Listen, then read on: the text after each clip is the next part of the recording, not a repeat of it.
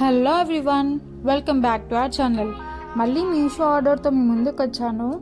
And ఈసారి Meesho packing అనేది change చేసింది. బట్ ఇది కొంచెం ఇబ్బంది, ఎందుకంటే ట్రాన్స్పరెంట్ యూజ్ చేస్తున్నారు. ఏదైనా సరే విజిబుల్గా బయటికి కనిపించేస్తుంది. అండ్ ఇది శారీస్ పైకి స్టైల్ చేసే స్ట్రగ్, బట్ నేను డ్రెస్ పైకి స్టైల్ చేశాను.